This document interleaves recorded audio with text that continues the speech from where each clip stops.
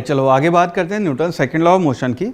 सो Newton ने अपना जो सेकंड लॉ ऑफ मोशन दिया है, फर्स्ट लॉ में ये बताया कि भाई बिना फोर्स के आपका मोशन स्टेट ऑफ मोशन में चेंज नहीं आएगा। दूसरा ये बताता है कि कितना आएगा।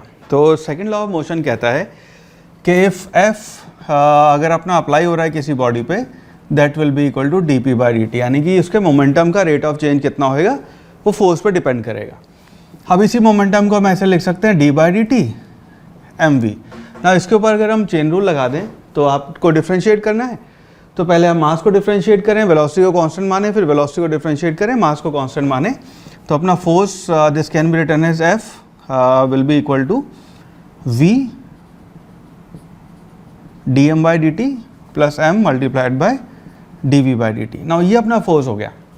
नाउ अगर हम वो केस कंसिडर करें जहाँ पे आपका मास में टाइम के साथ चेंज जीरो है, नाउ इसको अगर देखेंगे तो प्रैक्टिकली बहुत सारी सिचुएशन है जहाँ पे आपका मास टाइम के साथ चेंज होएगा। जैसे रॉकेट प्रोपल्शन एक केस है कि जब आपका रॉकेट है वो नीचे से ऊपर जा रहा है, तो उसको एनर्जी के लिए, नीचे से ऊपर जाने के लिए उसको जो एनर्जी सोर्स चाहिए वो अपना ही इंटरनल फ्यूल बर्न करके ऊपर जाएगा, ठीक है, उसी से एग्जॉस्ट और वो आता है, तो वहाँ पर आपका मास चेंज होएगा। इन प्रॉब्लम्स को हम अलग एक सेक्शन में डील करते हैं जिसको हम कहते हैं वेरिएबल मास। तो इसकी चर्चा अभी हम यहाँ नहीं करेंगे, इसको हम जीरो मान के काम करेंगे। इसका एक और एग्जांपल ऐसे समझ सकते हैं कि जैसे मान लो अपनी कार में पेट्रोल डलवा के कोटा से दिल्ली होते हुए जयपुर होते हुए दिल्ली जा रहा हूँ। तो कोटा से जब मैं चला तो मैंने उसमें मान लो 50 लीटर 55 लीटर पेट्रोल भरवाया। जब तक दिल्ली पहुँचे पेट्रोल ख़त्म हो गया। तो इसका मतलब ये है कि उसका कार के मास में चेंज आया है, वो 50 लीटर का जो भी मास था वो कम हुआ है। तो प्रैक्टिकली मास आपका टाइम के साथ चेंज होता है, पर इन केसेस को हम थोड़ी देर बाद अलग सेक्शन में डील करेंगे जिसको हम बोलते हैं वेरिएबल मास, ठीक है। यहाँ पे हम बात करेंगे F इज इक्वल टू सिर्फ m D V by D T की। ना D V by D T अपने को पता है एक्सेलेरेशन हो जाएगा, that means F is equal to ma। ये हम अपना सेकेंड लॉ ऑफ मोशन कह सकते हैं। तो इस पूरे सेक्शन में, इस वीडियो में हम सिर्फ F is equal to ma के सवाल पढ़ेंगे। बहुत ही आसान है पर बहुत ही इंटरेस्टिंग है और बहुत मज़ा आता है इसके सवाल सॉल्व करने में। आई एम श्योर आपको भी आता होगा। अगर कहीं अटकते हैं तो सारे कॉन्सेप्ट्स यहाँ क्लियर हो जाएंगे। F is equal to ma के सवाल करते हैं या सेकेंड लॉ ऑफ मोशन के सवाल करते हैं अंडर द असम्पशन कि आपका D M by D T zero है, ठीक है। और एट द सेम टाइम यहाँ पे हम बात करने वाले पुली ब्लॉक सिस्टम की भी। I am not sure pulley block system को लोग इतना हवा क्यों मानते हैं। इतना लल्लू सा आराम से वो काम करने वाली चीज़ है। एफबीडी बनाओ, इक्वेशन लिखो, फॉर्मूले आ जाते हैं। बहुत बार तो उसके डायरेक्ट फॉर्मूले से सवाल सॉल्व होते हैं, ठीक है। सो वो सारी बातें हम इस सेशन में करने वाले हैं। सारे सवाल जो हम यहाँ सॉल्व करेंगे, सारी जो बातें करेंगे उसमें ये अपनी इक्वेशन इन्वॉल्व होगी कि F net is equal to ma। So simple से सवाल से चालू करते हैं। जैसे फॉर एग्जाम्पल एक बॉडी है, इस बॉडी के ऊपर आपने, इसका मास m है, इस बॉडी के ऊपर आपने यहाँ पे एक फोर्स F लगाया। नाउ अगर इसका हम FBD बनाएं तो इस बॉडी के ऊपर एक फोर्स नीचे आपका mg लग रहा है, ऊपर एक आपका नॉर्मल फोर्स लग रहा है, इधर आपका F फोर्स लग रहा है, फ्रिक्शन अभी नहीं है, ठीक है। सो अगर इसकी बात करेंगे यहाँ पे तो mg और नॉर्मल भी आपका नेट फोर्स में इन्वॉल्व होंगे। लेकिन अगर आपका बॉडी का मोशन हम कंसिडर करें सिर्फ और सिर्फ इस डायरेक्शन में मान लीजिए हो रहा है, तो उस केस में आपका नॉर्मल और mg दोनों एक दूसरे के बराबर हो जाएंगे। उस केस में हम कहते हैं कि आपका एफ नेट जो है in Y direction equal to zero. तो नॉर्मल और mg दोनों बराबर है। अगर इसका मोशन ऊपर की तरफ भी हो रहा है तो इस डायरेक्शन में कहीं जा रही है तो ऑफकोर्स ये दोनों बराबर नहीं होंगे।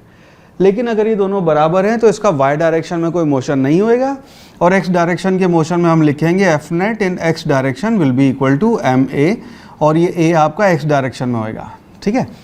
सो सिंपल सी बात है, अगर 10 किलो है इसके बॉडी का वजन और फोर्स आपने लगा रखा मान लीजिए 100 न्यूटन, तो एक्सेलेरेशन हो जाएगा F बाई m लिखते हैं और फोर्स हो गया अपना 100 न्यूटन और डिवाइडेड बाय मास इसका हो गया 10, तो इसको हम लिख देंगे 10 मीटर पर सेकेंड स्क्वायर। ये आपका एक्सेलेरेशन हो जाएगा। सिंपल सी ये कहानी हो जाएगी यहाँ पे, ठीक है। सो ये आपका एक्सेलेरेशन हो जाएगा। अब थोड़ी सी कॉम्प्लिकेटेड चीज़ें लेते हैं और इसको अच्छे से सवाल सॉल्व करना शुरू करते हैं। सिनेरियो ये है कि हम यहाँ पे दो ब्लॉक्स ले लेते हैं।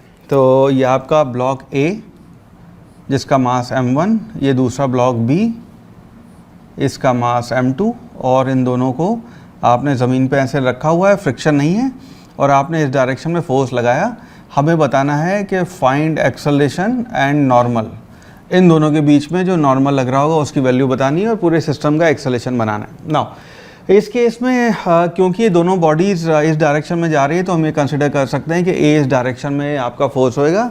अगेन यहाँ पे एम जी और नॉर्मल की हम बात जो आपके वर्टिकल डायरेक्शन में एम जी और नॉर्मल उसकी बात नहीं करेंगे, बिकॉज अगर उस डायरेक्शन में आपका मोशन नहीं हो रहा है तो इसका मतलब उस डायरेक्शन में आपका नेट फोर्स भी ज़ीरो है। ठीक है, सो इस केस में सिर्फ और सिर्फ आपकी बात होगी हॉरिजॉन्टल डायरेक्शन में। तो इस केस में हम ये लिख सकते हैं कि F net is equal to M A, F net is equal to M A. So यहाँ पे एफ नेट हो गया आपका एफ, सिस्टम पे नेट फोर्स जो अच्छा इस केस में हमने इस पूरी बॉडी को एक सिस्टम मान लिया। अगेन पहले भी हम बात कर चुके हैं, एक बार फिर कह रहा हूँ कि अगर आपकी बॉडीज़ है, मल्टीपल बॉडी सिस्टम है और सबका एक्सेलरेशन अगर सेम है तो आप उस केस में उस पूरे सिस्टम को एक सिस्टम मान सकते हैं, अगर सिर्फ और सिर्फ एक्सेलरेशन सेम वाले केस में। ठीक है, इंक्लूडिंग डायरेक्शन, सिर्फ तभी आप उसको सिस्टम मान पाएंगे। तो इस केस में एफ नेट जो है आपका वो फोर्स मान लीजिए F1 था। सो F1 हुआ है, मास टोटल सिस्टम का हो जाएगा m1 प्लस m2a, तो विच एम्प्लाइज आपका एक्सेलरेशन आ गया F1 divided by m1 plus m2, ये आपका एक्सेलरेशन हो जाएगा।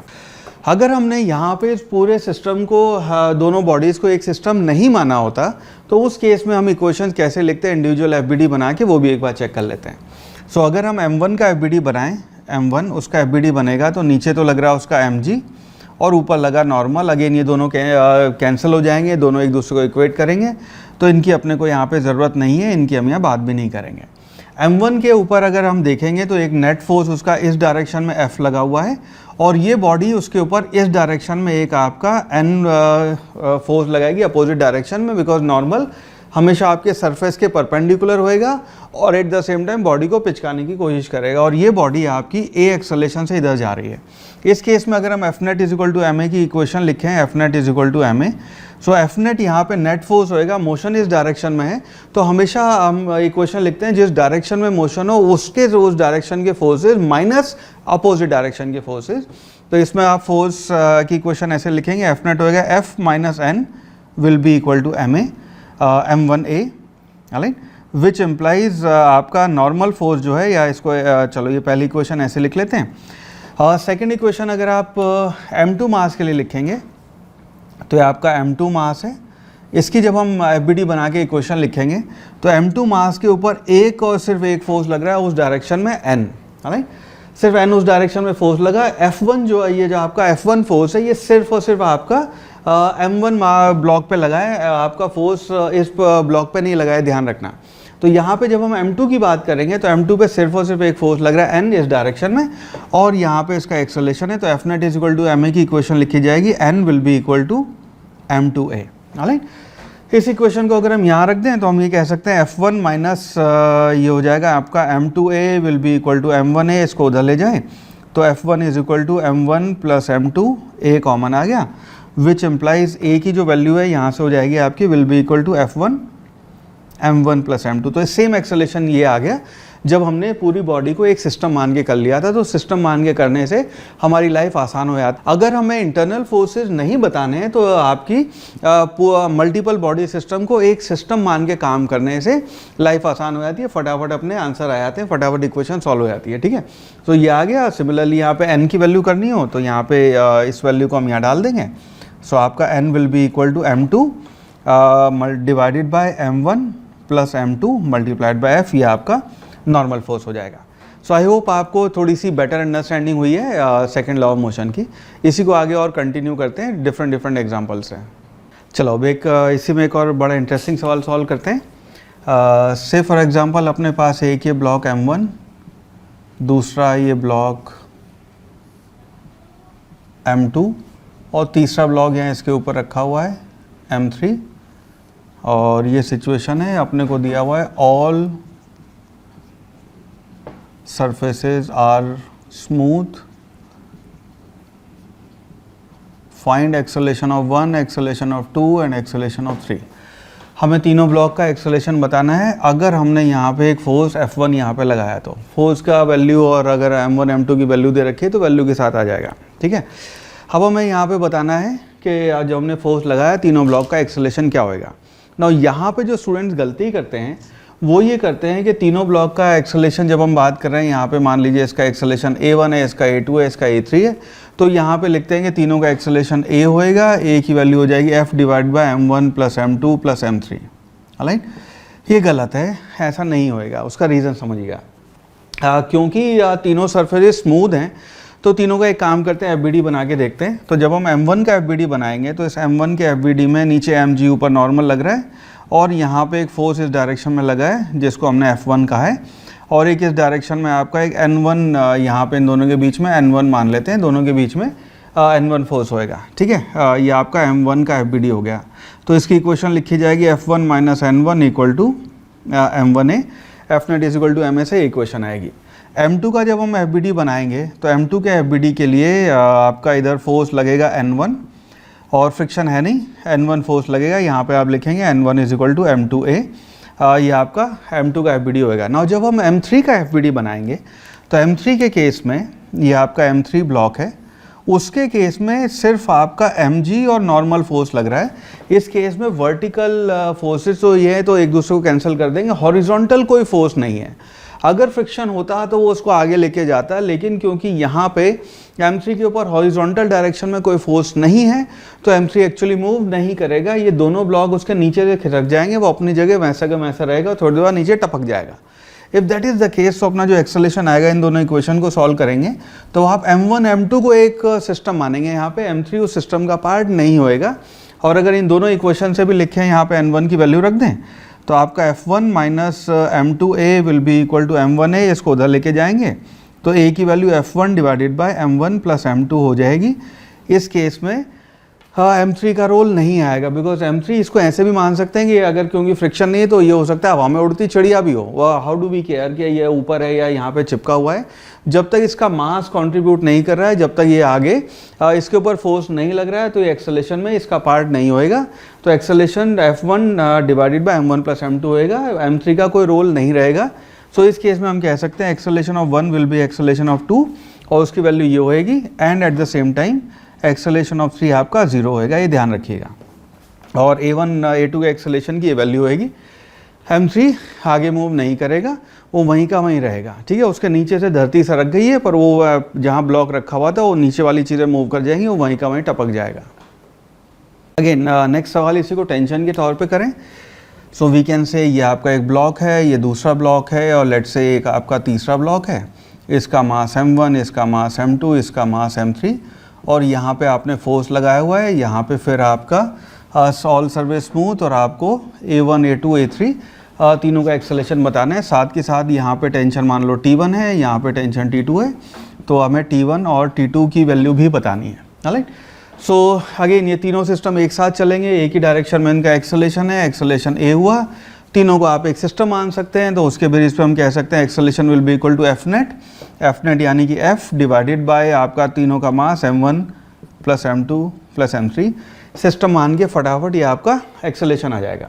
नाउ इस केस में जब हमें टेंशन की वैल्यू निकालनी हो तो यूजुअली मैं क्लास में ऐसे सजेस्ट करता हूँ कि यहाँ पे अगेन ये काम नॉर्मल में भी कर सकते थे, पर यहाँ पे आप एक इमेजिन करें एक अदृश्य मानव जिसका नाम टेंशन है, लेकिन बड़ा ही हैप्पी सा वो है, इसका काम है। अब इस वाले इस अदृश्य मानव की बात करेंगे तो इसका काम, अगर इसका एफबीडी बनाएंगे, इसका काम सिर्फ और सिर्फ M1 को A एक्सेलेरेशन से लेके जाना है। वो ऐसे पकड़ के उसको ऐसे खींच के लेके जा रहा है। दिस इज व्हाट ये टेंशन जो है यहाँ पे T1 कर रही है। तो इसको डायरेक्ट आप यहाँ पे लिख सकते हैं, tension T1 will be equal to M1A। ये आपकी टेंशन आ जाएगी, A की वैल्यू रख के आपकी टेंशन की वैल्यू आ जाएगी। अगर इसका एफबीडी बना के करने लगे, मैं आपको बता रहा हूँ शॉर्ट ट्रिक है, फटाफट तरीका इसे काम करने का, टेक्निकली बिल्कुल सही है। तो उस केस में इसको अगर मानेंगे, ये बंदा सिर्फ इसको A एक्सेलेरेशन से लेके जा रहा है। अगर एफबीडी बना के देखना चाहें तो कर सकते हैं, M1 है, उसका एफबीडी जब बना रहे हैं तो इधर टेंशन T1 लगी हुई है और A एक्सेलेरेशन से जा रहा है, दैट्स इट। ये आपका नेट फोर्स है, तो आप लिखोगे T1 is equal to M1A, direct ऐसे भी वैल्यू आ जाएगी। सिमिलरली यहाँ पे अगर इसकी बात करेंगे, M2 का एफबीडी बनाएंगे तो M2 के एफबीडी में आपका जो T2 बंदा है, T2 का काम ये है कि इन दोनों को A एक्सेलेरेशन से लेके जाना है। तो डायरेक्ट आप ये भी लिख सकते हैं T2 will be equal to M1 plus M2 है, ये डायरेक्ट वैल्यू भी आ जाएगी। एफबीडी बना के करेंगे तो सेम इक्वेशन वापस आ जानी चाहिए। T2 का काम जो है वो क्या करना है, पीछे वाले बंदे को दोनों को एक साथ पकड़ के उसने A एक्सेलेरेशन से लेके जाना है, तो T2 की वैल्यू भी आ जाएगी। एफबीडी बना के देखना चाहें तो एफबीडी ये आएगा इसका M2 और इसका इधर जो फोर्स लगा वो है T2, पीछे की डायरेक्शन में लगा T1 और A एक्सेलेरेशन से इधर जा रहा है, तो इक्वेशन बनेगी T2 minus T1 will be equal to M2A, इसको उधर लेके जाएंगे तो T2 will be equal to T1 plus M2A, T1 की वैल्यू M1 प्लस M1A डाल देंगे तो ये सेम वैल्यू आ जाएगी, तो T2 डायरेक्ट यहाँ से आ जाएगा। और M3 का FBD बनाएंगे तो F माइनस T3, उससे भी आप इक्वेशन लिख सकते हैं। पर अगर आप एक सिस्टम बनाना सीख जाएंगे तो उससे आपके NLM के सवाल थोड़े से बेटर और फास्ट हो जाते हैं। चलो बात करते हैं यहाँ पे स्ट्रिंग विद मास की। अगेन इसके सवाल string with mass. Now string with mass के सवाल जेई में तो पूछे ही जाते हैं, नीट में भी इसके सवाल पूछे हुए हैं, ठीक है। सो अब हम यहाँ पे कंसिडर कर रहे हैं कि ये आपकी एक रस्सी है, रस्सी ऐसे है और इस बार रस्सी मासलेस नहीं है, इस रस्सी का कोई मास है। तो बहुत ही सिंपल सी पहले बात करते हैं, मास m है, लेंथ l है और यहाँ पे आपने फोर्स लगाया हुआ है और ये आपकी सरफेस है, फ्रिक्शन आपका 0 है। हमें ये बताना है कि किसी x पॉइंट पे, यहाँ पे कोई एक x दूरी पे मान लीजिए कोई आपका P पॉइंट है, हमें बताना है टेंशन एट P पॉइंट कितनी होगी, इस जगह पे आपकी टेंशन की वैल्यू क्या होगी। नाउ अगेन इस केस को हम ब्रेक करने के लिए ऐसा कर सकते हैं कि यहाँ हमें टेंशन बतानी है। अगेन फिर कल्पना करें कि आपका रस्सी कुछ इस प्रकार है कि आपका ये मास M1 है और ये मास M2 है और यहाँ पे जहाँ पे आपको टेंशन बतानी है, यहाँ पे फिर कल्पना करें उसी अदृश्य मानव की कि वो बंदा पीछे वाली रस्सी को पकड़ के लेके जा रहा है। तो इसको बड़े सिंपली हम ये काम कर सकते हैं कि जो रस्सी है ये जो a एक्सेलरेशन से इधर जा रही है, तो सबसे पहले तो एक्सेलरेशन इसका हो जाएगा आपका फोर्स डिवाइडेड बाय टोटल मास, ये तो आपका एक्सेलरेशन हो गया। नाउ इसकी अगर यहाँ टेंशन की वैल्यू बतानी है तो जो अदृश्य मानव है जिसका नाम टेंशन है, ये बड़े उससे मुस्कुराता हुआ ना तो खींचेगा ना ये दबेगा, बड़े आराम से सिर्फ पीछे वाले बंदे को या पीछे वाले मास को आगे a एक्सेलरेशन से लेके जाना है। अगर सिर्फ इतना कंसिडर करेंगे तो इस केस में आपकी टेंशन की वैल्यू हो जाएगी M2A, वैल्यू रख के इसकी वैल्यू आ जाएगी M2 multiplied by F by M। अब यहाँ पे सिर्फ काम रह गया, हमें पीछे वाले सिस्टम का मास बताना होगा कि इसका मास कितना है। ना इसका मास निकालने के लिए हम ये कर सकते हैं कि ये आगे वाली लेंथ आपकी x है, पीछे वाली वैल्यू आपकी लेंथ की L माइनस एक्स होएगी। टोटल मास आपका m है, लेंथ l है, तो इसकी अगर हम लीनियर मास डेंसिटी की बात करने लगें तो लीनियर मास डेंसिटी को हम लैम्डा लिखते हैं, वो होएगा total mass divide by total length. अब इसको समझते हैं इसका मतलब क्या है। बिकॉज लीनियर मास डेंसिटी यहाँ हम इंट्रोड्यूस कर रहे हैं, सेंटर मास में बहुत ज़्यादा काम आएगी और उसके अलावा भी सब्सिक्वेंट चैप्टर में SHM में भी बहुत काम आती है। ये बात अपने को पता होनी चाहिए, वेव्स में भी जब हम लीनियर मास डेंसिटी की बात करेंगे अपने को समझ में आना चाहिए। ऑलराइट, सो मान लीजिए आपकी रॉड है, इस रॉड की लंबाई मान लीजिए 100 सेंटीमीटर है, मान लीजिए एक्चुअली 100 सेंटीमीटर इसकी लंबाई, और मान लीजिए इसका वजन है 10 किलो। कोई एक रैंडम नंबर देना था तो हमने नंबर दे दिया। तो यहाँ पे जो लीनियर मास डेंसिटी आ गई वो हो गई इसका टोटल मास, सिर्फ एग्जांपल की बात कर रहे हैं, वो आ गई 10 किलोग्राम डिवाइडेड बाय 100 सेंटीमीटर। ठीक है, ये आपकी लीनियर मास डेंसिटी हो गई। नाउ इस केस में अगर हम बात करें ऑलराइट, तो इसकी वैल्यू हो गई आपकी 1/10 किलोग्राम पर सेंटीमीटर, ये आपकी लीनियर मास डेंसिटी आई। अब मैं आपसे पूछूंगा इसका 5 सेंटीमीटर की जो लेंथ है उसका वजन कितना होएगा, आप क्या जवाब देंगे? 5 सेंटीमीटर मल्टीप्लाइड बाय डेंसिटी। अगर मैं बोलूँ कि 12 सेंटीमीटर का एक्चुअल मास कितना होएगा, आप बोलेंगे 12 centimetre multiplied by density, because her centimetre की डेंसिटी हमें इतनी पता है। तो किसी भी चीज़ का मास अगर आपको बताना होगा, इस रॉड का मैं पूछूं 72 सेंटीमीटर का आपकी मास कितना होगा, आप बोलेंगे 72 सेंटीमीटर मल्टीप्लाइड बाय डेंसिटी। सो उसी प्रकार आपकी जो ये जो मास है, अगर मैं पूछूं M2 मास कितना होएगा, आप बोलेंगे M2 मास जो होएगा वो M2 mass that will be equal to lambda multiplied by उसकी लेंथ, लैम्डा इसकी density multiplied by L minus x.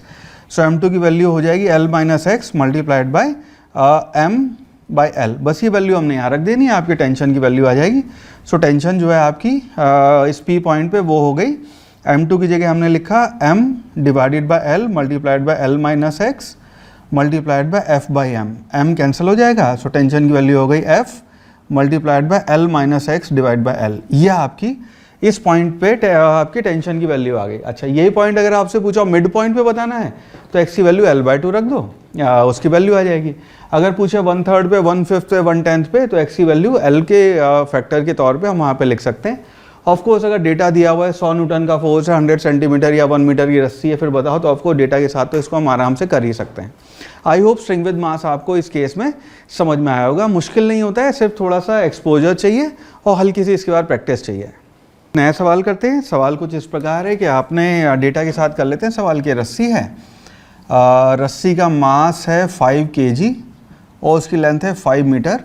आपने यहाँ पे 100 न्यूटन का फोर्स लगाया हुआ है और पीछे आपने F1 क्या लेते हैं इसको, और पीछे कितना लगा, 20 न्यूटन बहुत है, F2 is equal to 20 newton का फोर्स आपने पीछे लगाया हुआ है। अब हमें बताना है यहाँ से कोई भी एक x की वैल्यू ले लेते हैं, यहाँ से लेट्स से 2 मीटर की दूरी पे ये जो पॉइंट है आपका P पॉइंट, हमें बताना है वहाँ पे टेंशन कितनी होगी इस P पॉइंट पे, ठीक है।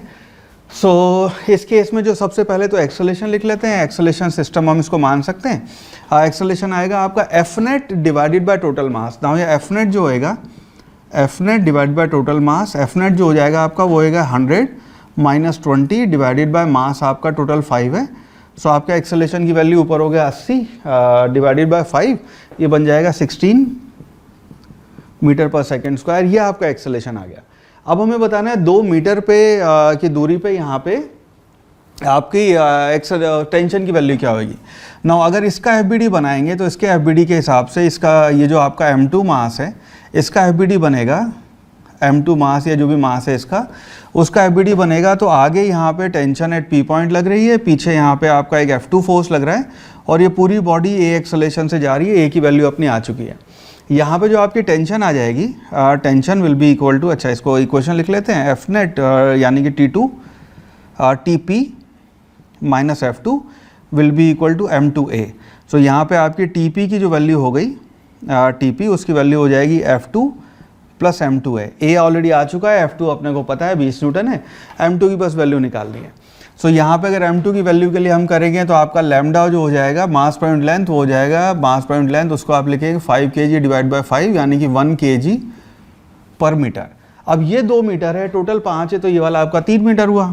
हालांकि तो उस केस में जो F2 की वैल्यू है इसको पहले लिख लेते हैं, ये हो गया 20 मीटर प्लस M2 जो आया वो होगा 3 मीटर मल्टीप्लाइड बाय डेंसिटी। तो ये हो गया आपका 3 metre multiplied by density 1 multiplied by acceleration है आपका 16। सो आपका टेंशन एट P पॉइंट हो गई, ये हो जाएगा आपका 20 प्लस 16 इंटू 3, ये बनेगा आपका 48, यानी कि TP की वैल्यू हो गई आपकी 68 न्यूटन। सो इस जगह पे जहाँ पे मैं पूछा गया वहाँ पे आपकी टेंशन आ जाएगी 68 न्यूटन। सिंपल। राइट, अब इसी पे एक और मज़ेदार सवाल सॉल्व करते हैं। सवाल कुछ इस प्रकार है कि आपका एक ब्लॉक है, लेटस से यहाँ पे हमने एक ब्लॉक बनाया है, इसका वजन है 2 kg। उसके बाद हमने एक रस्सी बांधी है, रस्सी के पीछे एक और ब्लॉक लगा दिया, 3 kg इसका वजन है। रस्सी है, रस्सी का वजन है 5 kg और इसकी लेंथ है 5 मीटर। यहाँ पे एक फोर्स लगा देते हैं, F1 200 न्यूटन उसकी वैल्यू ले लेते हैं, और चलो एक नीचे भी फोर्स लगा लेते हैं। यहाँ पे आपका फोर्स है F2, उसकी वैल्यू 20 न्यूटन ले लिया हमने।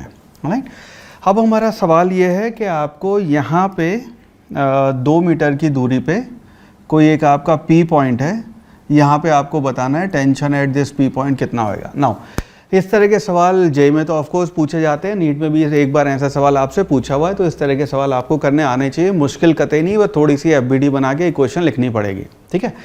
यहाँ पे जब हम इसका एक्सेलेरेशन लिखेंगे तो यूजुअली स्टूडेंट्स यहाँ पे क्या करते हैं, इसका जब एक्सेलेरेशन लिखते हैं वो करते हैं acceleration will be equal to net force divide by total mass. Very nice. Net force हो जाएगा आपका यहाँ पे 200 न्यूटन जो है ऊपर लग रहा है, नीचे 20 न्यूटन, और divided by total mass. Total mass इसका 5 है, इसका 3, इसका 3, वो मिला के 10 न्यूटन 10 का मास हो गया। सो इससे आपका एक्सेलेरेशन आ जाएगा। नाउ ये गलत है, इसमें हम एक चीज़ मिस कर गए, वो है इनका mg। बिकॉज अभी तक जो हम सवाल कर रहे थे हॉरिजॉन्टल मोशन हो रहा था उनका, तो उस केस में हम mg की बात नहीं कर रहे थे। इस बार मोशन आपका वर्टिकल हो रहा है, तो तीनों का, इसका, इस ब्लॉक का, रस्सी का और इस ब्लॉक का, तीनों का mg भी आएगा। तो एक्सेलेरेशन हम टोटल सिस्टम का यहाँ पे लिख सकते हैं 200 न्यूटन ऊपर फोर्स माइनस यहाँ पे 20 न्यूटन ये आ गया, और तीनों का mg लिखना पड़ेगा ना। mg एक साथ भी लिख सकते हैं, अलग अलग भी लिख सकते हैं, अलग लिख लेते हैं। तो इसका mg आएगा -20, इसका mg आएगा -50g, इसका mg आएगा -30। राइट, 2g 5g और 3g डिवाइडेड बाय टोटल मास आपका 10 हो जाएगा, 2 5 और 3 10 मिला के।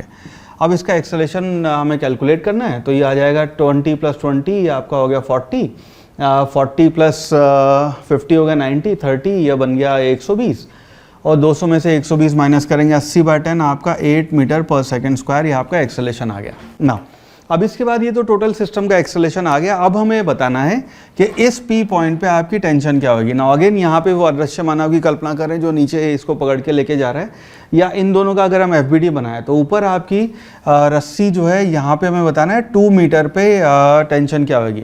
ना ऊपर आपकी 2 मीटर है तो नीचे वाली रस्सी आपकी अगेन 3 मीटर हो जाएगी। सो इसका जब हम मास लिखने लगेंगे रस्सी का, आपका इसका मास M2 कह लेते हैं, will be lambda multiplied bye 3, ये इसका मास आएगा। लैम्डा जो आपकी डेंसिटी है, mass density, linear mass density, उसको हम लिख सकते हैं 5 kg divide by 5 multiplied by 3, तो इसका मास आ गया आपका 3 किलोग्राम। तो ये रस्सी 3 किलोग्राम की हो गई, रस्सी आपकी 2 किलोग्राम की हो गई। तो इसका जब FBD बनाएंगे, अब इन दोनों सिस्टम का एक साथ FBD बना सकते हैं।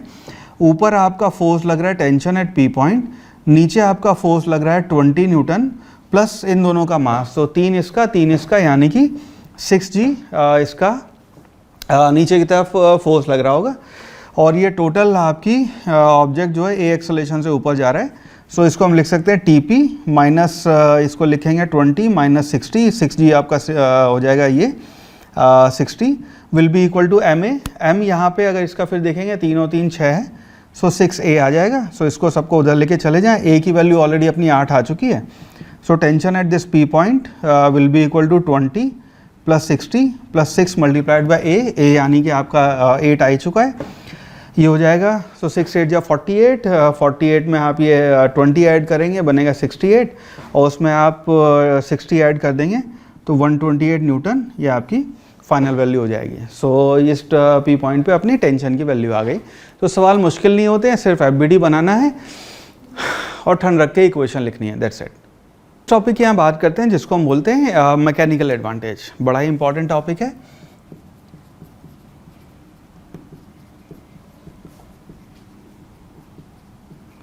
मैकेनिकल एडवांटेज ना, इसको ऐसे देख सकते हैं कि पूरी फिजिक्स जो हम पढ़ रहे हैं, एक एक मशीन जो हम बना रहे हैं, उस सब का पर्पज़ ये है कि हमें अपना मैकेनिकल एडवांटेज जो है वो बढ़ा के रखना है। मैकेनिकल एडवांटेज अपना जितना ज़्यादा होएगा उतना ज़्यादा अच्छा सिस्टम है हमारे लिए। सिंपल सा मतलब है कि उसको काम करने के लिए हमें एज अ ह्यूमन बीइंग सबसे कम एफर्ट लगाना पड़ेगा। सो मैकेनिकल एडवांटेज जो है MA उसको कह लेते हैं, उसको हम लिखते हैं आपका लोड डिवाइडेड बाय एफर्ट। मैं आपको बड़े सारे एग्जांपल देता हूँ इसी को। तो मैकेनिकल एडवांटेज हो गया आपका load divided by effort. Now पहला एग्जांपल ऐसे ले सकते हैं कि मान लीजिए ये आपकी बिल्डिंग है और फर्स्ट फ्लोर पे आपको कुछ सामान लेके जाना है, ठीक है। या ट्रक खड़ा हुआ है, उस ट्रक के ऊपर आपको सामान चढ़ाना है। सामान का जो मास है वो आपका mg है, मास m है। यहाँ से जब आप उसको ऊपर उठा के लेके जाएंगे, नीचे से उठा के जब आपने ऐसे चढ़ाया उस बोरी को, तो यहाँ पे आपका जो एफर्ट आएगा और लोड आएगा, तो इस केस में आपका लोड जो है वो है mg और आपका एफर्ट है वो है mg। तो आपका मैकेनिकल एडवांटेज वो 1 हो गया, बिकॉज दोनों का रेशो 1 आएगा, ठीक है।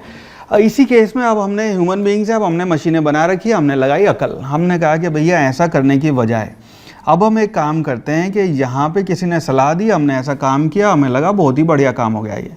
हमने इस बार बनाया एक रैंप। यहाँ से फर्स्ट फ्लोर तक आपको सामान चढ़ाना था, ट्रक के ऊपर सामान चढ़ाना था, आपने बनाया इस बार रैंप, और धीरे धीरे धीरे धीरे आप उस बॉडी को अब ऐसे खींच के लेके जा रहे हैं। तो उस रैंप पे आप उसको खींच के लेके जा रहे हैं। इस केस में लोड जो है आपका वो अभी भी mg है, लेकिन आपका जो एफर्ट है उसकी वैल्यू हो गई अब mg साइन थीटा। बिकॉज यहाँ जो फोर्स आपका mg साइन थीटा नीचे लग रहा है, उसको फ्रिक्शन को अवॉइड कर रहे हैं, तो उसको आप धीरे धीरे धीरे जब लेके जा रहे हैं, तो हल्का सा उससे mg साइन थीटा से हल्का सा ज़्यादा रखेंगे, तो धीरे धीरे करके आप इसको ऊपर ले जा पाएंगे। तो आपका एफर्ट जो बन गया वो हो गया mg साइन थीटा, राइट। तो उस केस में आपका जो मैकेनिकल एडवांटेज ये जो फैक्टर है वो आ गया लोड यानी कि mg divided by mg sine theta, यानी कि हो गया 1 बाय साइन थीटा। इसको कॉसेक थीटा भी लिख सकते हैं। ये आपका लोड हो गया। नाउ इमेजिन करें अगर आपने थीटा की वैल्यू 30 डिग्री ली हुई है, तो आपका मैकेनिकल एडवांटेज इस पूरे सिस्टम का साइन थीटा साइन 30 डिग्री हो जाएगा 1/2 और ऊपर जाके 2 हो जाएगा, ठीक है। तो इसका मतलब आपका मैकेनिकल एडवांटेज आ गया 2। इसका मतलब ये है कि आपको आधा एफर्ट लगाना पड़ा जो एक्चुअली यहाँ पे आपका एफर्ट रिक्वायर्ड था। तो उस वजह से आपकी मैकेनिकल एडवांटेज की वैल्यू बढ़ गई। अब इसको ऐसे समझ सकते हैं, मैं आपको day to day practical life के एग्जांपल दूं। जैसे फॉर एग्जांपल अगर आप एक मोटरसाइकिल की बात करें, तो एक चलती हुई मोटरसाइकिल को पूरा एक ह्यूमन बीइंग के लिए उसके सामने खड़े होकर या उसके पीछे खड़े होकर सब आगे चलती हुई मोटरसाइकिल को रोकना, पूरे ह्यूमन बॉडी पूरी जितनी जान है वो रोकना बहुत मुश्किल काम है। कार के आगे, ट्रक के आगे खड़े हो जाएंगे और कहेंगे मैं नहीं जाने दूंगा, बहुत मुश्किल काम है। लेकिन उसी ट्रक को अगर आपको रोकना हो, उसी मोटरसाइकिल कार को रोकना हो, so we use something called brake. तो अगर कार में और मोटरसाइकिल में या ट्रक में ब्रेक की बात करें तो आपके जो हैंड ब्रेक होते हैं, तो आपने बस हैंड से ऐसे ब्रेक दबाया, नोटिस कीजिए सिर्फ इतनी मसल की ज़रूरत पड़ी है उसमें। कार को या ट्रक को लोग एक पैर के पूरा वजन नहीं चाहिए, पूरा ह्यूमन बॉडी का, पूरा आपकी इंटरनल सारी मसल नहीं चाहिए, सिर्फ एक पैर की मसल से हम वो पूरे ट्रक को, कार को रोक सकते हैं। ट्रेन चलती हुई ट्रेन सोच के देखिए, उसमें 15-20 डब्बे, हर डब्बे में 100 लोग, और लोहे की ट्रेन है, 100 लोग हर डब्बे में जो हैं वो सामान के साथ है। उस ट्रेन को आप चेन खींच मत लेना, ठीक है, उस ट्रेन को चेन खींच के हम एक हाथ से ऐसे रोक सकते हैं। तो ये मैकेनिकल एडवांटेज जो हज़ारों लाखों में है, और यही मैकेनिकल एडवांटेज पूरी फिजिक्स का, पूरी मशीन बनाने का, पूरी ये चीज़ें, पूरी मैकेनिक्स पढ़ने का पर्पस है कि हम यहाँ पे चीज़ों को, उन्हीं काम को करने के लिए सिर्फ कुछ मसल्स का इस्तेमाल करके वो सारे काम हम कर सकते हैं। जैसे एक और एग्जांपल, जैसे पुराने ज़माने में लकड़ियाँ उठानी होती थी जंगल में, अभी पेड़ काटा है उसका फर्नीचर बनेगा, घरों में काम आएगी वगैरह वगैरह, तो लोग, बहुत सारे लोग इन्वॉल्व होते थे, हाथियों को वो करते थे, वो यहाँ से वहाँ लकड़ी उठा के लेके जाते थे। आज की तारीख में बन गई क्रेन, तो क्रेन में करना कुछ नहीं है, बस लकड़ी को ऐसे आपने क्लॉ वो फिक्स किया, उसके बाद एक बंदा क्रेन में बैठ के सिर्फ इस एक्शन से वह पूरी इतनी भारी लकड़ी को एक जगह से उठा के दूसरी जगह लेके जा रहे हैं। इसको हम कहते हैं मैकेनिकल एडवांटेज। तो जितना ज़्यादा होएगा सिस्टम उतना बढ़िया है। इसी के हमने पिछले पार्ट में जब सवाल किए थे कि एक बंदा है ऐसे वो करके सिस्टम हवा में लिए खड़ा है, तो उसका जो लोड है वो अपना mg और आपका प्लेटफॉर्म का mg है, लेकिन उस बंदे ने जो एफर्ट लगाया था वो हमने वहाँ देखा था कि एफर्ट बहुत कम है दोनों के वजन को मिला के।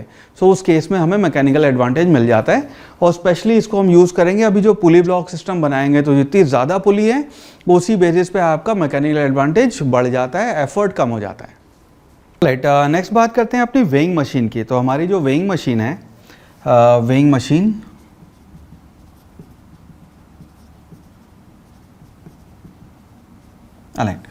वेइंग मशीन होती है कि आपकी जो वजन नापने की मशीन होती है, तो से फॉर एग्जांपल ये आपकी मशीन है, उसके ऊपर बंदा ऐसे खड़ा है, ऑलराइट, और उस केस में जब यहाँ वेइंग मशीन पे आप रीडिंग देखते हैं तो रीडिंग वो जो आपको बताती है वो उसको कहते हैं कि वो हमारा वजन है। नाउ यहाँ पे कुछ छोटी छोटी बातें हैं। सबसे पहली बात तो है कि अपने सिलेबस में जब हम बात करते हैं किसी का भी वेट नापने की, वजन नापने की, तो यहाँ पे थोड़ी सी फिजिक्स की लैंग्वेज में और हमारी लैंग्वेज में, फिजिक्स की लैंग्वेज में थोड़ा सा फ़र्क है नॉर्मल लैंग्वेज से। तो हम जब कहते हैं उसका वेट बताओ, तो एक्चुअली वेइंग मशीन आपका वेट नहीं, आपका मास बताती है, ठीक है। सो अगर मान लो मेरा वजन 70 किलो है और मैं मशीन पे खड़ा हूँ, वो रीडिंग दिखाए 70 किलो, वजन चाहे जितना भी हो मानेंगे आप 70, ठीक है। तो 70 किलो है तो वो रीडिंग दिखा रही है 70, तो 70 kg हम कहते हैं उसको वेट है, होना एक्चुअली वो 700 न्यूटन चाहिए, बिकॉज वेट फिजिक्स की डेफिनेशन के हिसाब से वेट mg होता है, तो उसको 10 से मल्टीप्लाई करना चाहिए, लेकिन हम उसको मास के टर्म में ही देते हैं। तो यहाँ फिजिक्स की लैंग्वेज में और नॉर्मल अंग्रेजी में थोड़ा सा फ़र्क है। यहाँ पे वेइंग मशीन आपकी एक्चुअली नापेगी मास।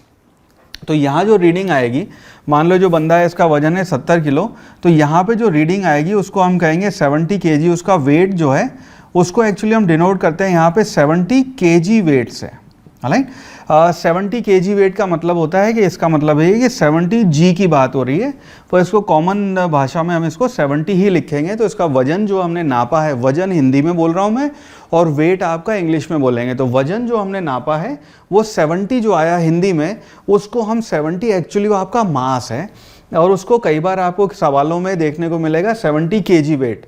kg वेट का मतलब ये है कि 70 g आपका टोटल वेट है, या उसका फोर्स जो है वो 70 g है। अब फिजिक्स में जो हम वेइंग किसी भी बॉडी का मास नापने के लिए, किसी भी बॉडी को वे करने के लिए 3 अलग अलग चीज़ें यूज़ करते हैं। तो सबसे पहली जिसकी हम यहाँ बात कर रहे हैं वो आपका वेइंग मशीन है।